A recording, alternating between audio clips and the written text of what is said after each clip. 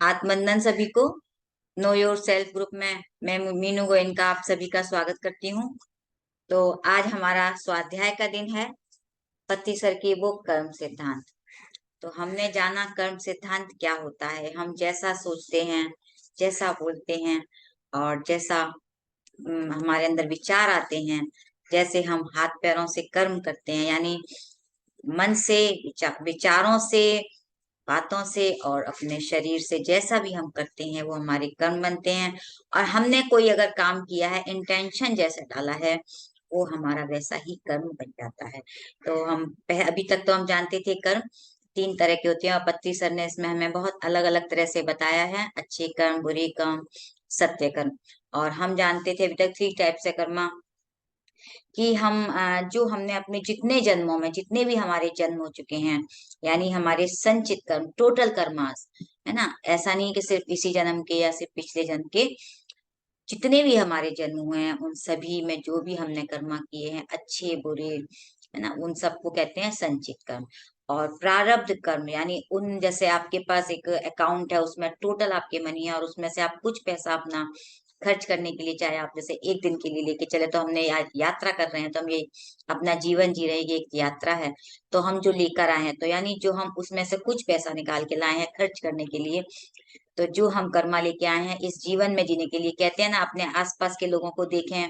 सबसे पहले हमने यहीं से शुरुआत की थी कि समझें कि कोई कैसा जीवन जी रहा है, कोई दुखी है, कोई सुखी है, कोई अच्छे घर में है, किसी को शरीर की तकलीफ है, कोई कोई ना कोई अच्छा और कोई ना कोई उसको बुरा, कुछ ना कुछ सबको मिला है। तो यानी यही कारण है कि वो प्रारब्ध है उसके, वो उसने ऐसा ही जीवन चुना है। तो जैसा हम कर्म करते हैं वैसा ही हम यहाँ पर जीवन जीते हैं। जैसे हमने बीज बोए थे वैसा ही हमें फिर फल मिल रहा है। यानी कर्मों का हमें कोई ये नहीं सोचना चाहिए कि हमें कोई भोग रहे हैं या तकलीफ हो रही, नहीं।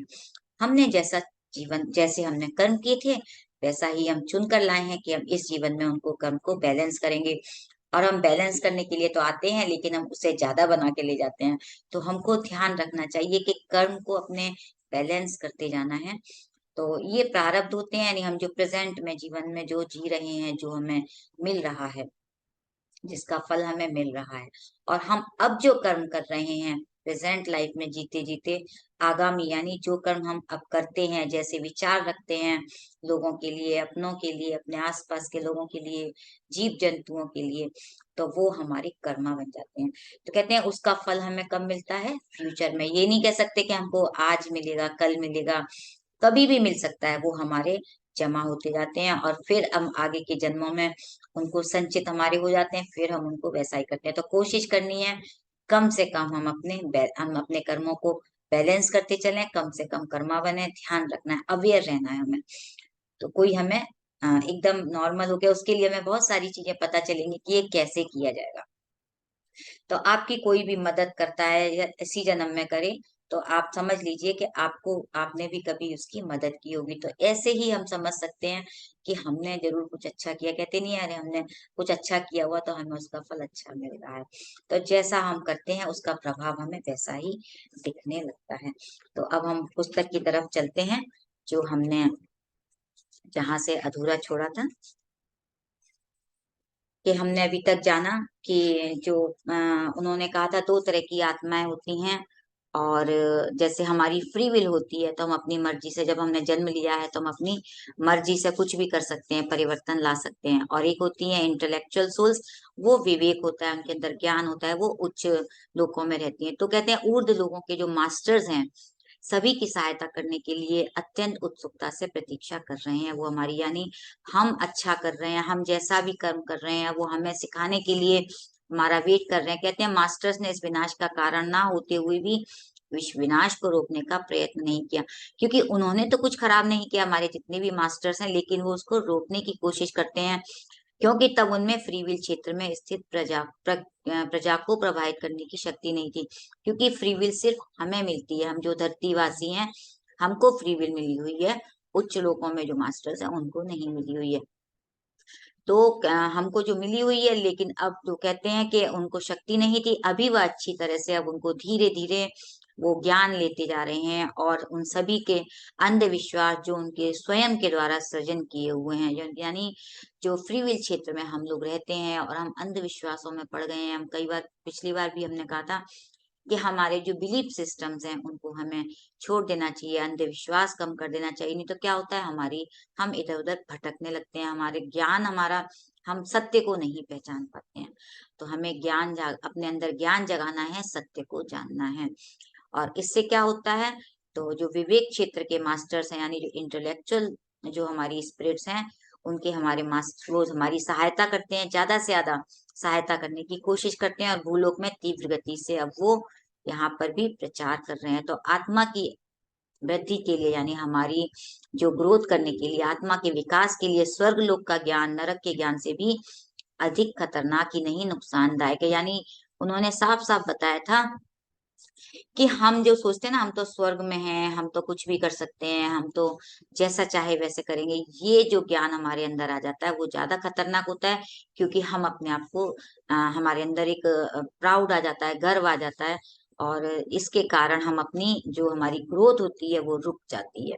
तो ये बाधा आ जाती है जब हम इन चीजों में अटक जाते हैं। तो नरक के ज्ञान में आत्मा थोड़ी जागरूक होती है, यानी उसमें थोड़ी सी जागरूकता रहती है। कहते हैं ना, हम लोग अवेयर रहेंगे तो हम जल्दी सीख पाते हैं। और जब हमें लगता है मैंने तो सीख लिया, मुझे तो सब आता है, तो हमारी ग्रोथ वहां रुक जाती है। कहते हैं अपने हिस्से के दंड का अनुभव करने के पश्चात उसको यह ज्ञात हो जाता है कि यह अंतिम स्थिति नहीं है। यानी हमें पता है कि हमारी अभी बहुत लंबी यात्रा है। और स्वर्ग लोक का ज्ञान हो जाता है तो हमें क्या लगेगा, अब हम तो बहुत सुखी हैं, स्वर्ग मिल गया हमको, अब इसके आगे कुछ है ही नहीं। तो ये हमारा भ्रम होता है। यानी स्वर्ग लोक का ज्ञान अति भ्रम उत्पन्न करता है, ऐसा विश्वास दिला देता है कि इसी लोक में ही सभी सुख हैं, इतना ही सब कुछ है, इसके आगे कुछ नहीं है। और यही कारण है कि वो अपने आप अपनी ग्रोथ रुक जाती है, अपनी आत्मा की वृद्धि रुक जाती है। और वो चाहते हैं कि ये जो हमें सुख मिल रहे हैं यही सब कुछ है, किंतु इतना ही नहीं है। स्वर्ग में आत्माएं अधिक से अधिक वृद्धि को प्राप्त कर सकती हैं अगर वो वहां पर हैं। तो वहां के ज्ञान को लें, वहां पर क्या क्या सिखा रहे हैं, नई नई चीजों को जाने, तो उनकी और ज्यादा वृद्धि हो सकती है। किंतु वो वहां पर वो यही सोच के रहेंगी कि यही सुख है, यही हमें सब कुछ मिल रहा है, इसके आगे कुछ नहीं है, तो आगे वो नहीं बढ़ सकती। इसलिए आत्मा की वृद्धि होते होते सांस लेने तक की फुर्सत नहीं रहती। जिन आत्माओं को जो विवेक क्षेत्र की होती है, उनको काम, कहते हैं ना, जैसे जैसे हमको ध्यान करने लगे तो हमारा एक काम और बढ़ गया कि अब ध्यान से खाओ। तो जैसे जैसे आत्मा की उन्नति होती जाती है, ये मत सोचिए कि उनका काम कम हो गया है, उनका काम ज्यादा हो जाता है, उनकी जिम्मेदारियां और बढ़ जाती हैं। तो इतना काम बढ़ जाता है, किंतु फिर भी काम को हंसते हंसते करते हैं। जैसे आज हम जो पहले काम करते थे, और हम और ज्यादा ध्यान भी करते हैं, स्वाध्याय भी करते हैं, ऑफलाइन भी सेशन लेते हैं। तो हम समय तो हमारे पास उतना ही है ना, 24 घंटे। हमें इसको समझदारी से अपना किस समय करना कैसे है काम, इसको हमको पूरा शेड्यूल बना के करते थे। ऐसे ही मास्टर जितने उन्नत होते जाते जाते हैं, वो भी अपना आनंद के साथ, और जो भी उनके हंसते हंसते इसको काम को करते हैं, और उनका आलस्य खत्म होता जाता है, धीरे धीरे वो समाप्त हो जाता है। किंतु स्वर्गलोक में जब सोचेंगे यही सब कुछ है, यही इसके आगे कुछ नहीं है, तो क्या होगा, एक उनके अंदर आलस्य पैदा हो जाएगा। यानी हम सोच लेंगे अब मेरा तो काम खत्म हो गया यहाँ पर, तो हम अपने आप को रोक लेते हैं, तो हमारे अंदर एक आलस्य आ जाता है, निष्ठा में ढील आ जाती है। इस लोक में अपना समय पूरा होने तक कुछ सीखने की इच्छा ही नहीं रहेगी। अब हम सोचेंगे यहीं पे सब कुछ हो गया, मैंने तो भाई इतना ही पढ़ना था, इतना ही सुनना था, तो क्या होगा, हमें कुछ आगे सीखने की इच्छा नहीं। पति सर कहते हैं हमेशा सीखते रहें, अपनी इच्छा नहीं रहती है। कहते हैं अभ्यास नहीं करेंगे तो आप आगे नहीं बढ़ेंगे, बस सीखते रहें, अभ्यास करते रहें। और जब आत्मा इस तरह से सोचने लगती है कि नहीं हमें कुछ नहीं, तो उनकी कुछ इच्छाएं खत्म हो जाती हैं। तो आत्मा उन श्रृंखलाओं से बाहर निकलना नहीं चाहती है, वो उसमें ही फंस जाती है। इसलिए अच्छे कार्यों के कारण यदि एक बार भी उस लोक में अगर चले जाएं, तो इस बात पर जरूर गौर करें कि यहाँ पर क्या क्या है। यानी हमें याद रखना चाहिए कि स्वर्ग लोक में जाकर हमें ये ध्यान रखना है कि हमारी आत्मा की उन्नति किस प्रकार सहायक हो सकती है, हमें अवेयर रहना है। ऐसा करने से उस श्लोक को हम सरलता पूर्वक पार कर लेंगे। नई नई इच्छाएं, जो अच्छाइयां हैं, उनको हम इकट्ठा कर सकेंगे, सीख सकेंगे, अच्छे अच्छे विषयों का अभ्यास कर सकेंगे।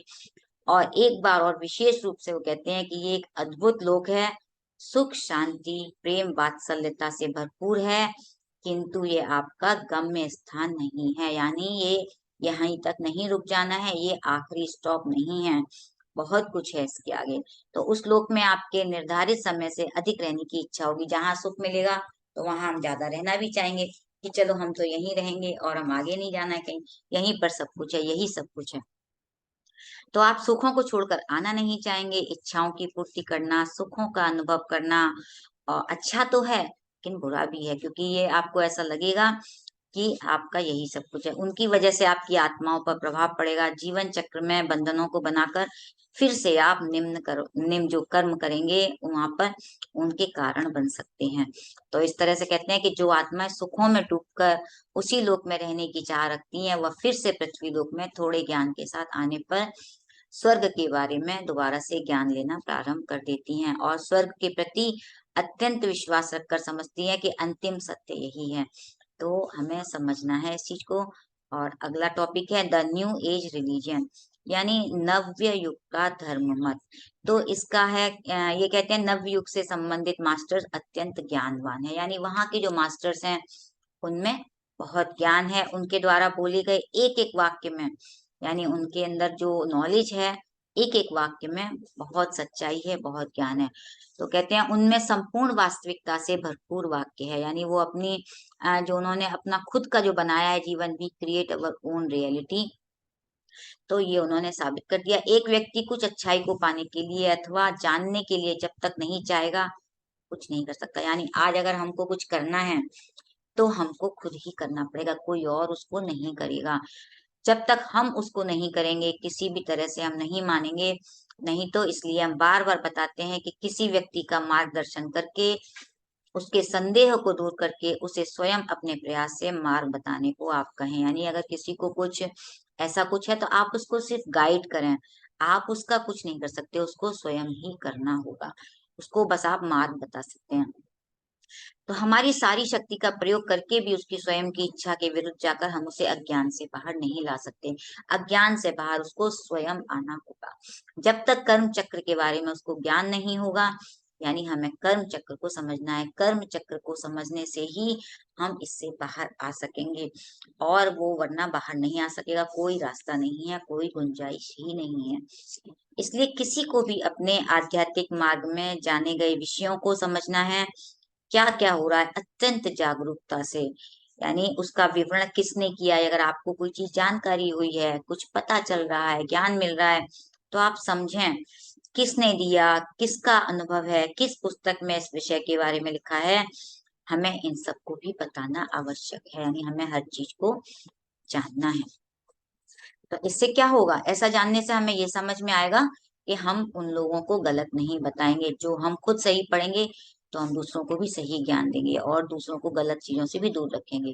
तो इसके अतिरिक्त सुनने वालों पर भी हमारी बात का प्रभाव पड़ेगा। जब हम सत्य बोलेंगे, सही बोलेंगे, तो वो सही समझेंगे। तो हमारी बातों को सुनने से उनके अंदर भी उनके अंदर भी वही सच्चाई आएगी। तो हमें ये जानना है कि जो बता रहा है, जो अनुभव कर रहा है, वो शांत हो और उसको उस विषय की जानकारी हो, सही मार्गदर्शन मिला हो।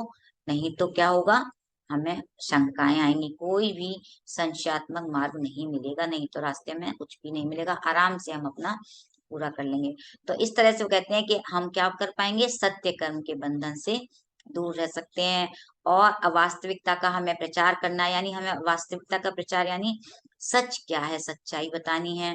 पूर्ण जागरूकता में नहीं अगर रहेंगे हम, तो हम इन सब चीजों में फिर से अंधकार में आ जाएंगे, हम कर्म बंधन में फंसे रहेंगे। यानी हमें सत्य कर्म के अधीन होकर प्रजा को हम अंधकार में रखेंगे। तो हमें पूरी तरह से समझना है। तो अगला प्रश्न है, कर्म चक्र में सभी बंदी क्यों हैं। तो हम सभी कर्म चक्र के बंधन में हैं। अब इस क्यों हैं, तो ये तो उन्होंने पहले भी बता चुके हैं, पिछले 2 सेशन में हम जाने थे कि भगवान ने 2 क्षेत्रों की जो रचना की है, क्योंकि सबसे पहले उन्होंने क्या था, वो तो प्रेम में थे। फिर उन्होंने दो क्षेत्रों की कि आत्मा के अंश उनके अंदर आए, और धीरे धीरे उनको अंश रूप में आत्माएं जब धरती पर आई, उनका सृजन किया कि जितना ज्ञान मुझे है, इनके अंदर भी वो ज्ञान आए, वो जाने, उनके अंदर भी उस परम सत्य को जानने की इच्छा हो। तो इस तरह से परम सत्य को समझने के लिए आत्माओं को इच्छाओं और उद्योगों का अनुभव करना ही होगा। तो उन्होंने अपने अंश के रूप में इस धरती पर इतनी आत्माओं को उतारा, इतने, जो भगवान तो सिर्फ एक ही, कहते हैं ना, एक ही भगवान है, उसने तो अलग अलग रूपों में हम सबको उतारा। लेकिन हमने क्या किया, हमने इच्छाओं और अपने जो हमारे अंदर उद्वेग थे, उन सबको उन्होंने कहा कि जाओ अनुभव करो, किंतु हमने उनका गलत तरह से उपयोग किया। इच्छाओं और उद्योगों का खेल अधिक ज्यादा हम अगर खेलेंगे तो क्या होगा, कर्मा बनाएंगे, नीचे स्तर पे आ जाएंगे, तो अज्ञान के गर्त में हम गिर जाएंगे। तो इस तरह से हमें अज्ञान के गर्त में नहीं गिरना है, अपने अंदर ज्ञान जगाना है। तो उन्होंने यही कहा कि परमात्मा ने ये क्या किया कि अब तुम खुद ही, सृष्टिकर्ता ने एक आदर्श पिता की तरह हमको फ्री विल दे दी, और हमको कहा कि अब तुम अपने निर्णय, वो हमारे निर्णय ले रहे हैं क्या, नहीं, जैसे हम काम करते हैं, कर्मा करते हैं, तो उन्होंने एक लॉ बना दिया, यूनिवर्सल लॉ, कर्म चक्र। तो हमने यहाँ तक तो अब समझ लिया कि उन्होंने ये क्यों बनाया, क्योंकि हमारा अपना एक फ्री विल रहे, हम अपने अनुभव करें, इसके लिए उन्होंने ये हमें बनाया। तो आत्मा जब अपने परिणाम क्रम में एक स्तर तक पहुंच जाती है, यानी उसको जैसे जैसे वो अनुभव करती है, आगे बढ़ती जाती है, एक लेवल पे पहुंचती है, तो फिर उसको समझने लगती है कि हाँ, हमें अब कर्म चक्र को समझ में आ रहा है, सच समझ में आ रहा है। तो आवश्यक ज्ञान, विज्ञान के बारे में उसे जानकारी होने लगती है। तो कहते हैं जो खोज नहीं करते हैं वो उसका लाभ नहीं उठा पाते हैं। और हर एक आत्मा अपनी उन्नति के लिए स्वेच्छा, स्वातंत्र यानी फ्रीडम, वासना, उद्देश्य, इन सब को लेकर ही फ्री विल जोन में आती है। तो बहुत सारी चीजें हैं, हम जब फ्री विल जोन में आते हैं तो इन सब चीजों को लेकर आते हैं, और अपने अनुभव के लिए, अपनी आत्मा की उन्नति के, इन सब का सहारा लेकर हम आगे बढ़ते हैं। तो आत्माओं का एक स्तर पे पहुंचने के बाद क्या होता है, इच्छाएं और उद्देश्य होते हैं, वो उसके बाधक बाधक बन जाते हैं। यानी अब हमारी इच्छाएं इतनी ज्यादा हो गई हैं, तो हमारी उन्नति में बाधा बनेंगी। हमारी इच्छा हो रही है हम बहुत धन इकट्ठा करें, हमारी इच्छा हो रही है हम घूमे फिरें, हम अपनी आत्मा की उन्नति के लिए कुछ नहीं कर रहे हैं, गलत काम भी करते हैं, झूठ भी बोलते हैं, चोरियां भी करते हैं, अपराध करते हैं, कुछ गुस्सा, भय, बहुत सारी चीजें होती है। तो उससे क्या होता है, हमारी इच्छाओं के कारण, क्योंकि गुस्सा क्यों आता है, जब हमारी इच्छा पूरी नहीं होती ना, तो जो हम चाहते हैं वो हमारी नहीं होती है, तो हम फिर से हमारे बाधा में अब उस बाधक बनती जाती हैं। और इस आशंका से सृष्टिकर्ता ने अपनी दूरदृष्टि का उपयोग करके उन आत्माओं को अलग अलग तरह से कहा कि उन सबको विवेक आत्माओं के क्षेत्र का उन्होंने सृजन कर दिया। उन्हें समझ में आ गया था परमात्मा को कि नहीं, एक इंटेलेक्चुअल जोन स्पिरिट भी होना चाहिए जो इनकी प्रगति करेंगे। तो उन्होंने दूरदृष्टि, यानी कहते हैं ना, हम तो बहुत दूर की सोचते हैं, तो माता पिता भी हमारी बहुत दूर की सोचे हैं, तो उन्होंने भी बहुत दूर की सोची और हमारे लिए दो जोन में हमें अलग कर दिया। तो विवेक क्षेत्र में विज्ञान अधिक होता है, या प्रगति शीघ्रगामी है, या सृजनात्मक शक्ति असामान्य है, नहीं, कहते हैं कि विवेक क्षेत्र की जो आत्माएं हैं वो बहुत अनंत प्रेम में होती है, यानी उनके अंदर ज्ञान है, अपनेपन में उमड़ते हुए प्रवाह के कारण इस लोक में सहायता करने की वो सोचती हैं। हम लोग तो क्या अपना अपने इच्छाओं में जी रहे हैं, धीरे धीरे अपनी उन्नति कर रहे हैं, क्योंकि फ्री विल में हमें बहुत सारी चीजें मिलती हैं, तो हम अपनी उन्नति जल्दी कर पाते हैं। और जो इंटेलेक्चुअल जोन की होती है उनकी, वो ऑलरेडी इतनी होती है, वो हेल्प करने के लिए आती हैं। तो विवेक क्षेत्र की आत्माएं होती हैं अज्ञान परिणाम में स्थित स्वच्छंद क्षेत्र की, स्वच्छंद क्षेत्र माने फ्री विल, तो उसके लिए वो हमेशा उपयोगी सिद्ध होती हैं। और कहते हैं कि अगर सही समय सही आत्माओं की हम प्रतीक्षा करते हैं, और उनका प्रयास स्वार्थ रहित होने के कारण कई आत्माएं उनके मार्ग की तरफ आना प्रारंभ कर देती हैं। तो धीरे धीरे जैसे जैसे उनके अंदर ज्ञान बढ़ता है, उनकी अपनी आत्मा की उन्नति करती हैं, तो वो उनकी तरफ आगे बढ़ने लगती हैं। तो इंटेलेक्चुअल जो जोन है उसमें कई परिवर्तन हो रहे हैं, आज धीरे धीरे उनमें बहुत सारे परिवर्तन होते जा रहे हैं। तो ये इन्होंने बहुत सारी चीजें इन आत्माओं के जोन के बारे में बताई हैं। और कहते हैं कि स्वच्छंद क्षेत्र में एक बार प्रवेश करने के बाद आत्माएं जान लेती हैं कि यहाँ पर बहुत कुछ है, यानी हमें उन चीजों के बारे में जानना है। आगे बताएंगे वो कि जब आत्माओं ने समझ लिया अरे यहाँ पर तो अटैचमेंट ही है सब कुछ। जब वो इस फ्री विल जोन में भी आने लगी वो आत्माएं, तो उनको समझ आ गया कि यहाँ पर तो ज्यादातर अटैचमेंट है, क्योंकि हम लोग क्या करते हैं, सब सुख भोगने में लगे हुए हैं, ये दुख सुख सब एक दूसरे से मोह में पड़े हुए हैं। तो इस लोक में उन्होंने कई सृजन किए, किंतु कोई ये सोचे कि मेरी सृजनता ही सर्वश्रेष्ठ है, मैं ही सबसे बड़ा हूँ, तुरंत ही उसकी आत्मा का एक नियम का सृजन कर लेती है। और एक स्पर्धा ने तीव्र रूप से, तो क्या होता है, कंपटीशन करने लगती है आत्मा एक दूसरे से। जब यहाँ पर है तो क्या कर रहे हैं, हम कंपटीशन ही तो कर रहे हैं। तो हम अपना मेहनत जो करनी चाहिए हमको अपनी आत्मा की उन्नति के लिए, उसकी बजाय हम इन सब चीजों में उलझ जाते हैं। तो सृष्टिकर्ता ने हमें ये सब चीजों के लिए आगे बढ़ने के लिए कहा कि नहीं, हमें इसमें नहीं उलझना है। और इन अपराधों के कारण ही कई आत्माएं अज्ञानता में चली जा रही हैं। जब ये आत्माएं भौतिक रूप से मृत्यु होने के पश्चात कर्म सिद्धांत को समझती हैं, तो जब समझने लगती हैं, अपनी गलतियों को समझती हैं कि हाँ हमने ये सब किया है, तो फिर वो उनको दोबारा से सुधार करने लगती हैं। इसलिए फिर से वो बार बार आना जाना लगा रहता है, और अपने आप को आत्माओं के बदलाव को भूलोक की सहायता करने के उद्देश्य में लगी रहती हैं। तो उन्होंने ये बताया है कि ये जो आत्माएं इस तरह से जन्म लेती हैं, वो पश्चिम देशों में ज्यादा जन्म ले रही हैं। इसीलिए आजकल जो नवीन युग का जो इन्होंने बताया है, नवीन युग मत, ये विश्व भर में वहां से ही पश्चिमी देशों में अधिक विस्तारित होता जा रहा है। यानी उन्हीं अ, पश्चिमी देशों में इसका इसलिए ज्यादा हो रहा है कि वहां पे आत्माएं ज्यादा जन्म ले रही हैं। तो आप पूछ सकते हैं कि दो प्रकार के दो क्षेत्रों की क्या जरूरत थी। तो उन्होंने कहा कि उन्होंने बीच में आया है इसमें कि उन्होंने परमात्मा ने, या हमारे कह सकते हैं कि अम, दोनों वर्गों में इसलिए किया कि पहले उन्होंने एक वर्ग के लिए आदेश दिया था, किंतु वहां ऐसी भावना आने लगी कि अरे तो विदेश से आ गए हैं, और दोनों में फिर अस्तता व्यस्तता होने लगी कि ये तो गड़बड़ी हो रही है। फिर उन्होंने दो अलग अलग क्षेत्रों का सृजन किया। तो अब आसानी से सब मिलजुल कर रह रहे हैं। तो हम कर्म चक्र में बंदी क्यों हैं। अब ये प्रश्न आया है कि प्रारंभ में हम दुख और सुख के अनुभव ही करते थे। उस क्षेत्र में रहने वाले एक दूसरे के साथ अपनेपन से रहते थे। आत्मी जनों में कोई भी यदि कोई कुछ हो जाता था तो एक दूसरे के दुख को हम समझते थे।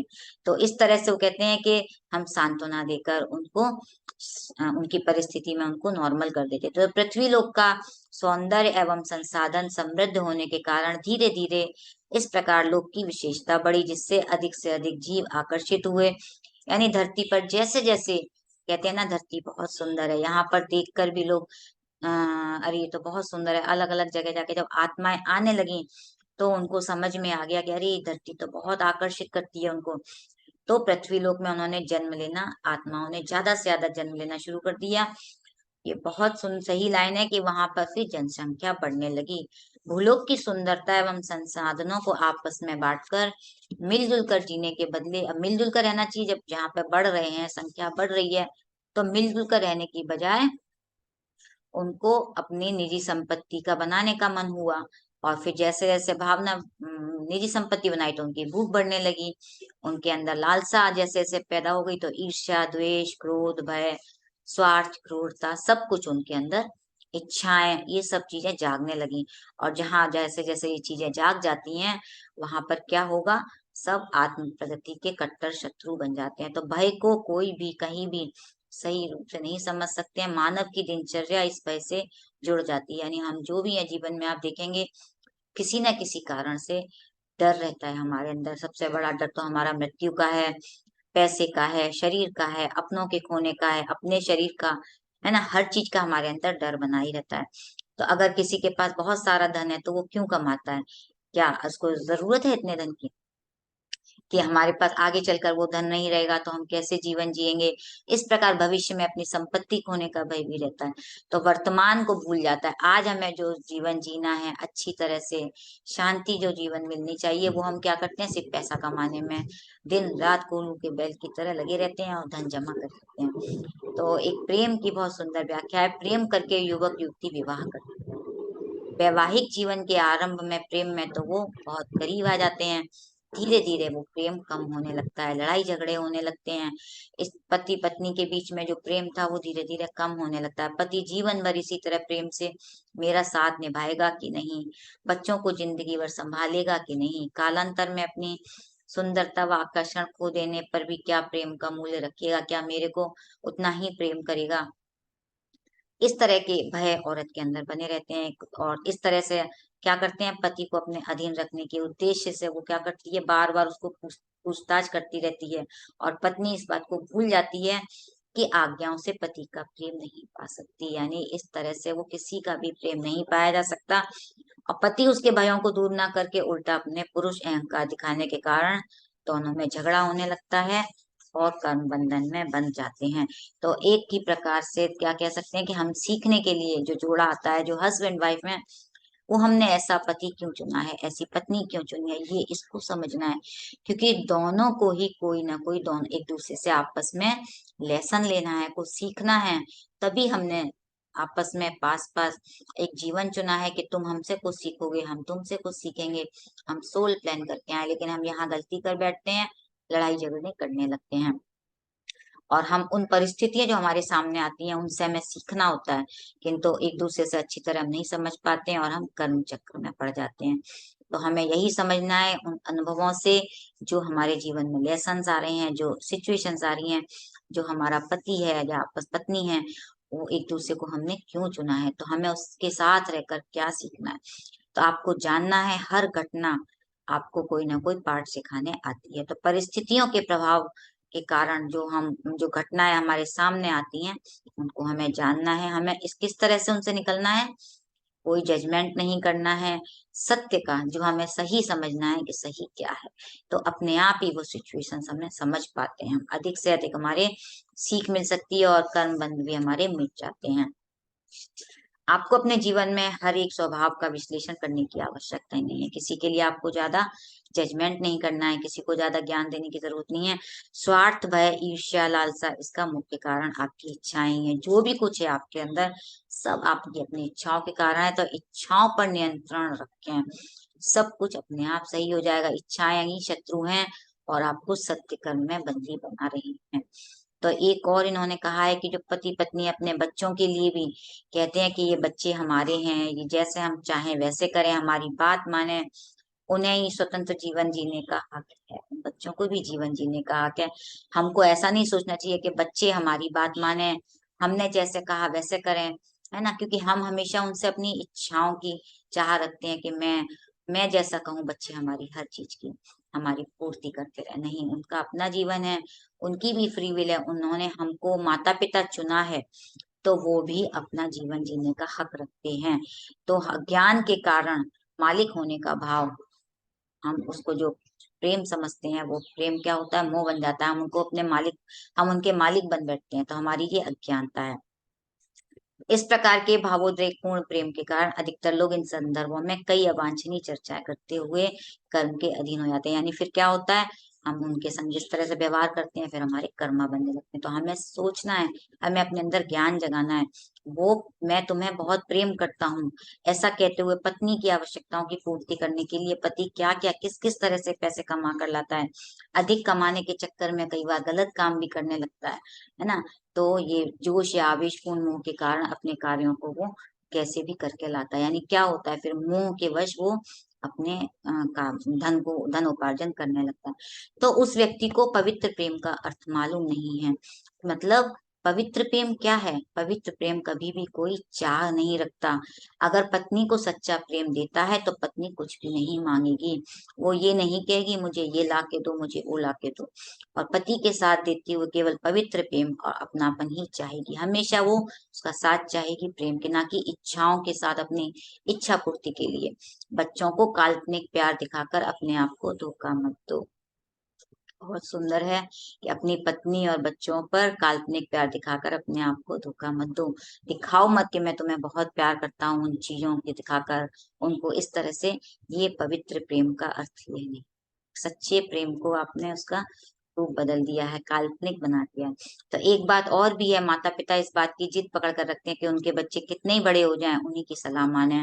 उनके उनके अपने भी अनुभव हैं, उनका अपना जीवन है, और उन्होंने कोई ना कोई माता पिता उन्होंने चुना है, तो उनको भी कोई पाठ सीखना है। नहीं तो क्या होगा, जो अनुभव उनको लेना होगा। आज अगर मैं अपने बेटे को कोई, नहीं बेटा तुझे डॉक्टर ही बनना है, इंजीनियर बनना है, तो वो जो उसका अपना अनुभव लेना होगा, उसको जो डॉक्टर बनने का उसने जो सोल प्लान किया होगा, वो उसका चेंज हो जाएगा। ऐसे ही आप लोग भी अपने बच्चों के जीवन में देखें, कहीं दखल तो नहीं कर रहे हैं। तो इसको समझना चाहिए। यहाँ यही दिया है कि स्वयं के अनुभवों के द्वारा सीखने वाले पाठों के माता पिता अवरोधक बन जाते हैं, यात्रा के बाधक बन जाते हैं। तो बहुत सही है, यहाँ पर माता पिताओं को बच्चों के साथ समझकर बैठकर उनको देखना चाहिए। निस्संदेह हर व्यक्ति को अपने माता पिता के प्रति जिम्मेदार होना चाहिए। माता पिता के लिए हमेशा आगे रहना चाहिए। उनके द्वारा दी गई अनुचित सलाहों को मानने की जरूरत नहीं। अगर वो कोई गलत बात कह रहे हैं तो बिल्कुल भी नहीं मानना है। हर व्यक्ति का कर्तव्य है अपने माता पिता की सेवा करे, बुढ़ापे में उनके जीवन को समझे, सहयोग करे। ये कष्टदायक तो जरूर है, किंतु असाध्य नहीं। ऐसा नहीं है कि आप उनके लिए समय नहीं निकाल सकते, उनके लिए नहीं कर सकते। आप अपने बंधुगणों से प्रेम कीजिए, अपने दोस्तों से, मित्रों से, सभी से प्रेम करें। किसी को अपनी निजी संपत्ति मत मानिए। ऐसा नहीं है कि आपने कह दिया और वो आपके लिए कहा आज मेरा ये काम कर दे, भाई उसने मना कर दिया। आपकी निजी संपत्ति नहीं है, वो भी अपना समय निकाल कर अपनी सुविधा के अनुसार करेगा। या फिर हमें समझना होगा वो भी अपना एक जीवन जी रहा है। उनको स्वतंत्रता दीजिए, उनकी बातों का मूल्य दीजिए, उनकी सोच को मूल्य दीजिए कि वो भी सोच रहे हैं, उनकी तरफ उनका क्या परसेप्शन है, उनका भी कोई दृष्टिकोण होगा उस काम को करने में। वो भी अपनी तरह से सही हो सकते हैं। तो हमें एक तरफ से कभी नहीं देखना। अच्छाई को ग्रहण कीजिए, गलतियों को सुधारिए, वाद विवाद का मौका मत दीजिए। सब कुछ चर्चा कीजिए, जो भी कोई बात है उसको खुलकर चर्चा करें, जाने कहाँ गलत फहमी हो रही है, उसको आप समझें, बैठकर उसको सॉल्व करें। अधिकतर परिवारों में लड़ाई झगड़े का कारण समझदारी का अभाव ही होता है।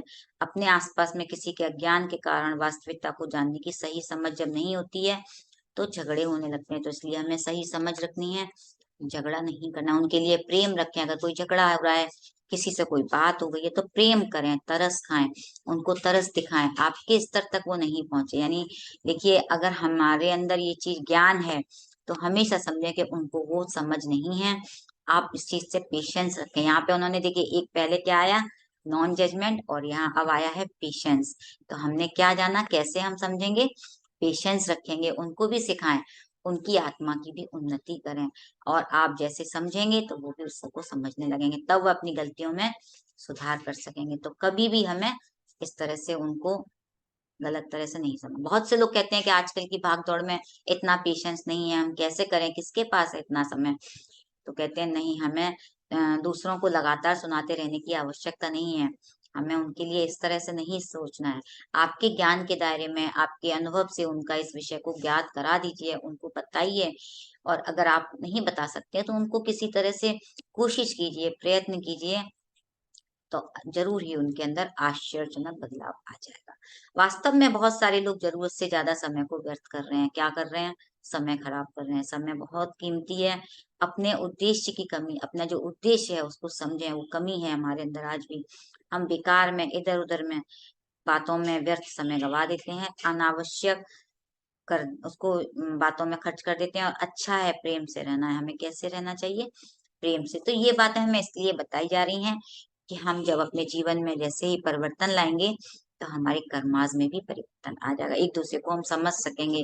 स्वार्थपूर्ण होने पर आप अपने उत्तरदायित्वों को से बचने के लिए, मन बहलाने के लिए, मनोरंजन के आश्रय में जाकर मन की प्रसन्नता के लिए मनोरंजन आवश्यक है, ऐसी गलत और दोस्तपूर्ण व्याख्या करना।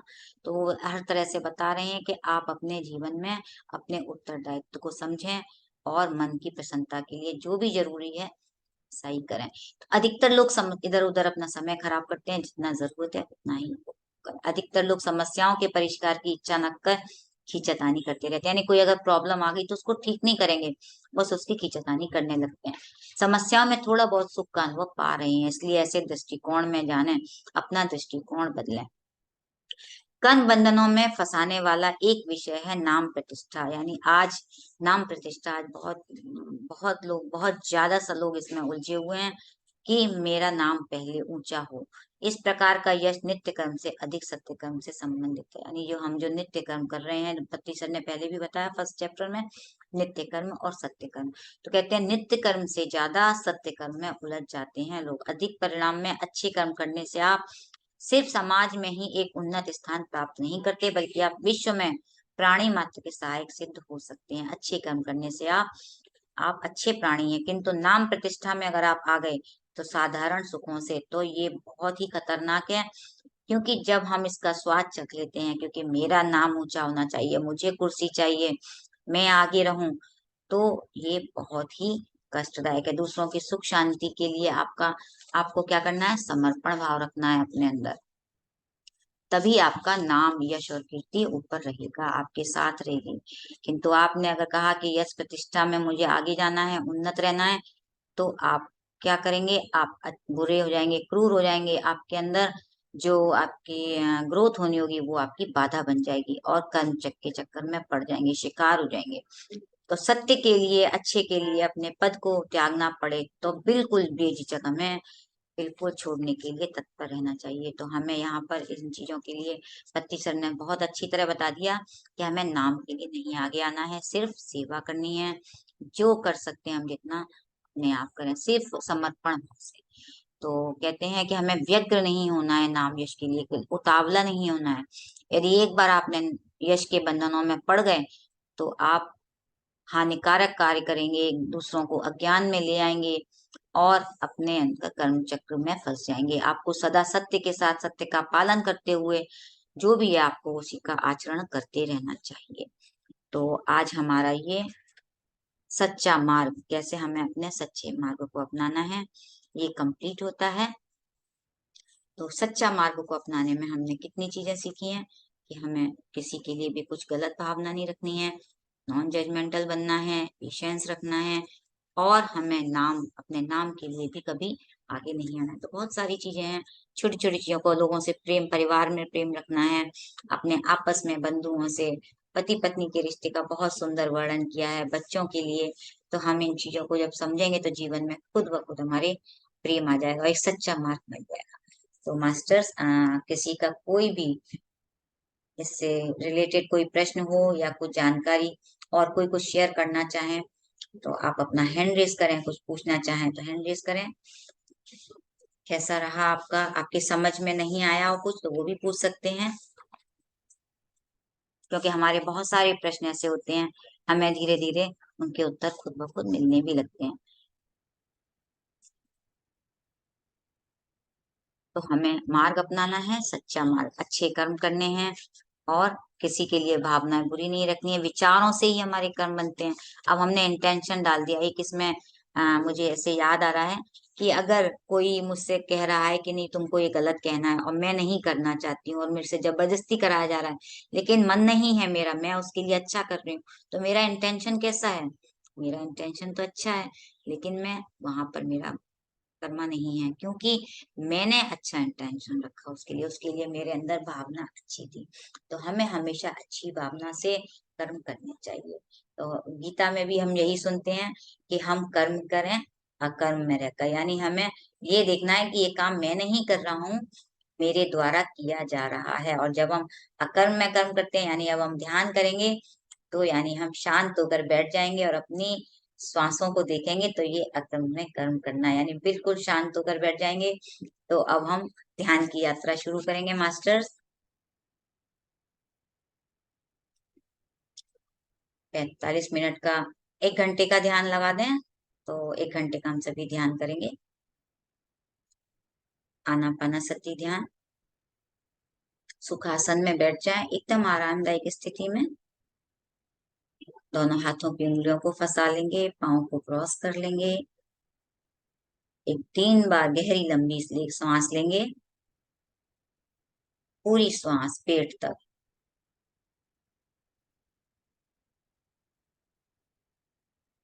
श्वास अंदर, पेट बाहर। श्वास बाहर, पेट अंदर। पूरी श्वास, क्योंकि हम जो छोटी छोटी जिसमें श्वासें लेते हैं, ये पूरी श्वास नहीं है, सिर्फ हमारी छाती तक रहती है। और हम पेट तक जो पूरी श्वास लेते हैं, बच्चों की तरह, जैसे बच्चों को आपने देखा होगा पेट फूलता है उनका, तो वो पूरी श्वास होती है। क्योंकि फिर इससे क्या होता है, हमारे विचार कम आते हैं, हम प्रेजेंट मोमेंट में आ जाते हैं, पास्ट और फ्यूचर से हट जाते हैं और उस परम शक्ति से जुड़ जाते हैं जो हम पाना चाहते हैं। जिस प्रेम को, जिस आनंद को हम पाना चाहते हैं, हम उसमें आसानी से जुड़ जाते हैं।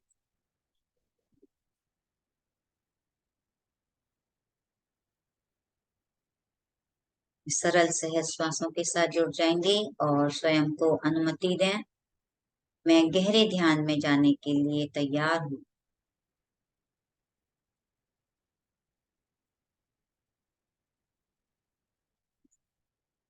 पूरी तरह से अपने शरीर को रिलैक्स कर लेंगे। रिलैक्स, कहीं कोई तनाव नहीं, कोई खिंचाव नहीं।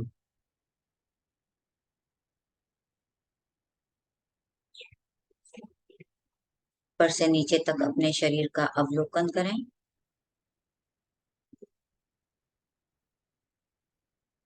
अपने कंधों को ढीला छोड़ देंगे।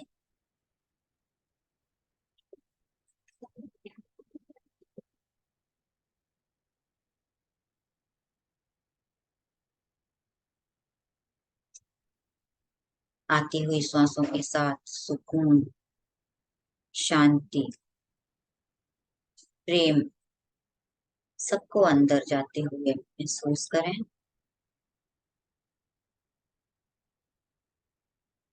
बाहर जाती हुई सांसों के साथ तनाव,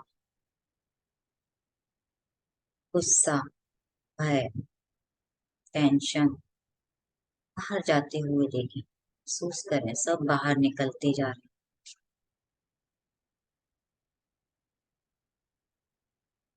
ना कोई सोच, ना कोई विचार, केवल सरल सहज स्वाभाविक सांसें। स्वयं से जुड़ जाएंगे, अपने आप से।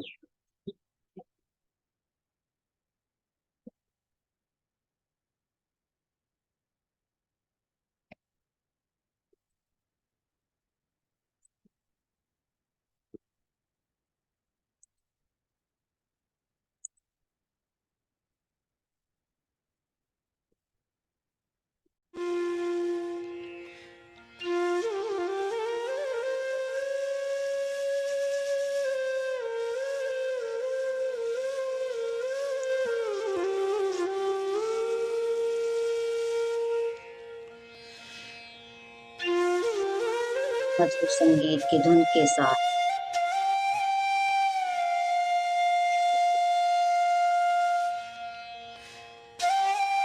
अपने मन को पूरी तरह से शांत कर देखें, अपने अंदर की उस शांति को।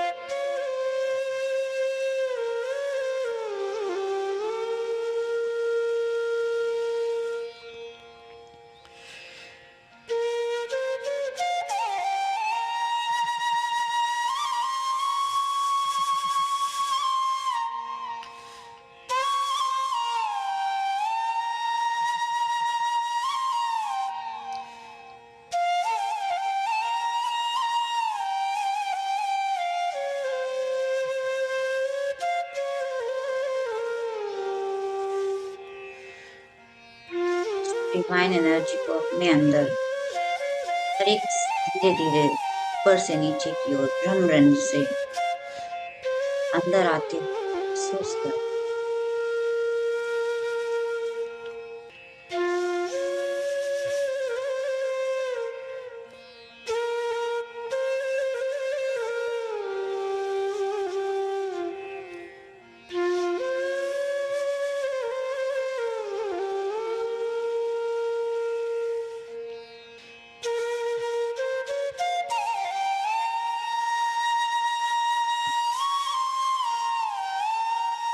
चेहरे के हर एक हिस्से में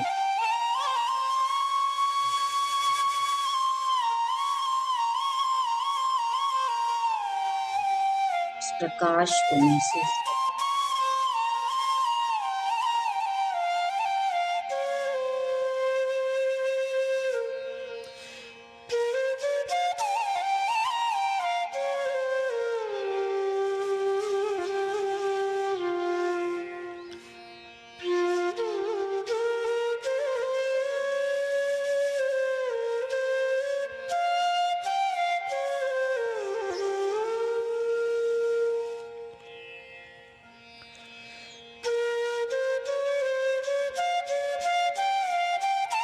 अपने कंधों में,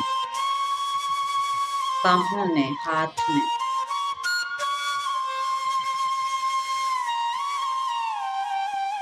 चेस्ट, इंटरनल ऑर्गन्स, बैक, कमर, सभी में उस डिवाइन लाइट को, इस प्रकाश को पूरी तरह भरते हुए महसूस करें।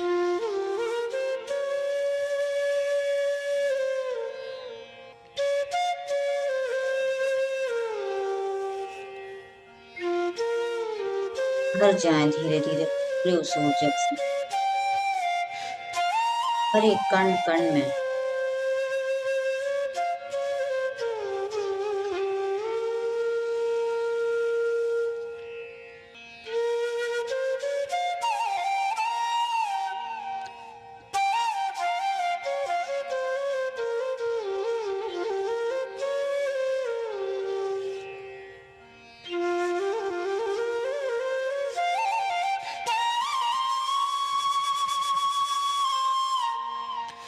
थाइस, कमर, इंटरनल ऑर्गन्स में, काफ मसल्स,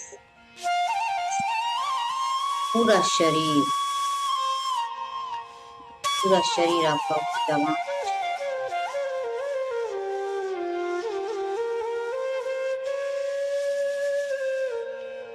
यहाँ पूरी तरह से शांत होते हुए देखें, शांत हो चुकी।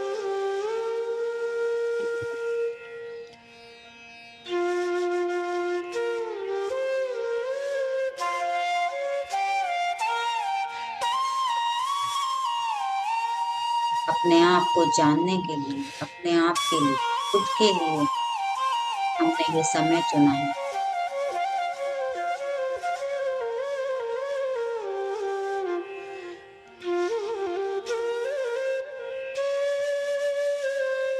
कब जानेंगे हम?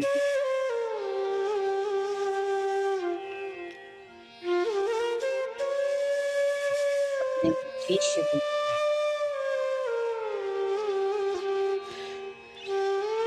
ध्यान से ही तो ध्यान जो पत्री सर ने हमें सिखाया।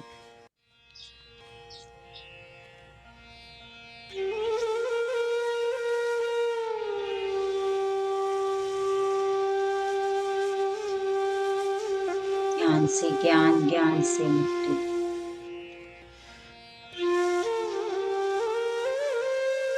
आत्म तरह से उन्नति के में ये ज्ञान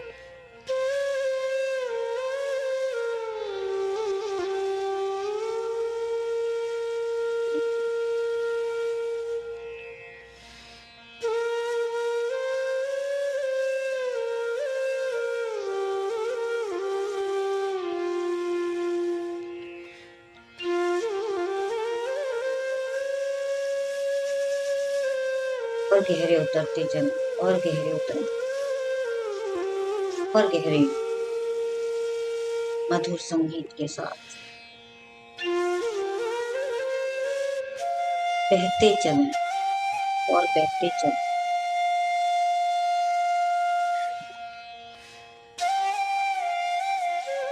जैसे हवा का झोंका बहता ही रहता है, चलता ही रहता है, रुकता नहीं है, हमें भी और कहते चलते चले ना।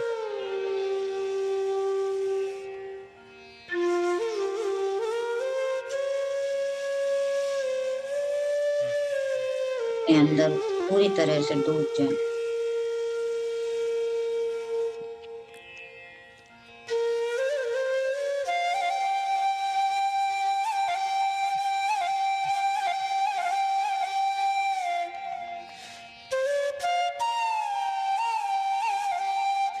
अपने अंदर के उस आकाश तत्व को पहचाने, शांति में ही है वो।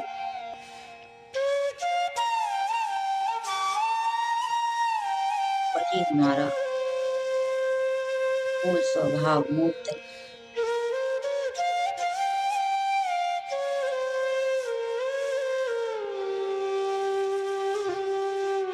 मर्ज हो जाए।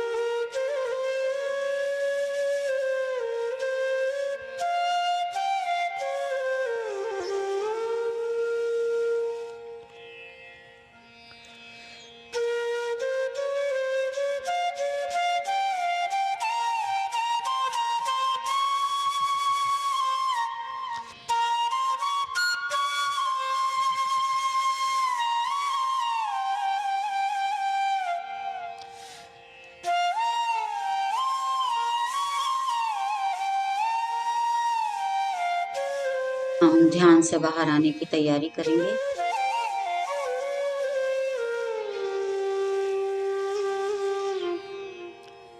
Last 30 seconds.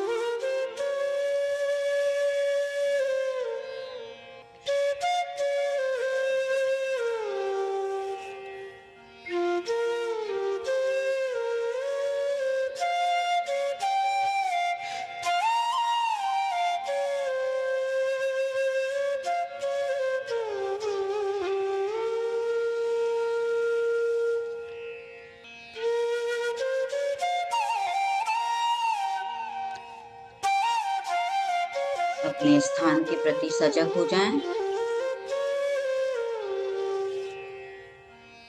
अपने शरीर में महसूस करें अपनी चेतना को। प्रत्येक शरीर के प्रति सजग हो। हाथ पांव की उंगलियों को थोड़ा थोड़ा हिलाएंगे।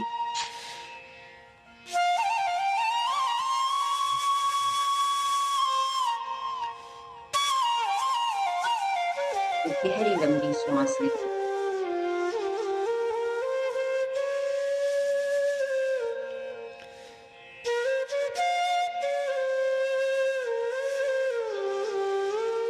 पति सर को धन्यवाद। सभी फिजिकल नॉन फिजिकल मास्टर्स को धन्यवाद कहें। Astral masters, angel, spirit guides, गुरुजन, सभी माता पिता अपने सभी गुरुजनों को, बुद्ध भगवान को, सभी को धन्यवाद। इस ध्यान में जितने लोग जुड़े सभी को धन्यवाद।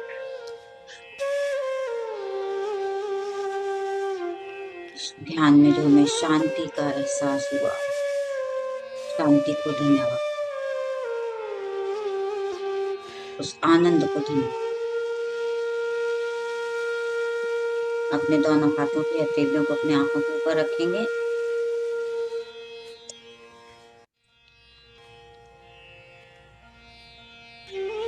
फाइव, 4, 3, 2, 1, 0। और चेहरे को सहलाते हुए हल्के से मीठी सी मुस्कान के साथ आंखें खोलेंगे और ध्यान से बाहर आ जाएंगे दोस्तों।